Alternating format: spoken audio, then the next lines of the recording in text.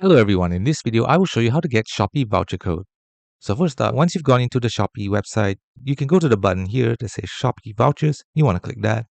And once you go here, you can see many vouchers that are available to you. So what you can do is to click claim on each voucher. And once you've met the minimum requirements, you will be able to earn either cashback or the dollar value off, as stated right here. You can also scroll down for vouchers related to different categories. You can even get free shipping, supermarket vouchers, as well as live stream vouchers over here.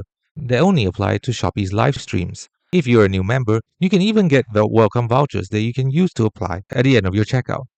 There are also product and shop specific vouchers, as you can see right here after you scroll down even more.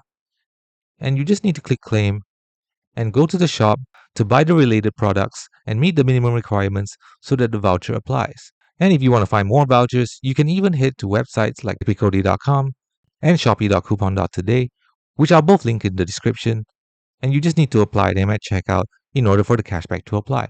And finally, you can even collect and earn Shopee coins by going here, checking in daily, playing games, or using other vouchers. And these coins can be exchanged for vouchers or cashback whenever you buy a product. Thanks for watching. Don't forget to like and subscribe for more videos.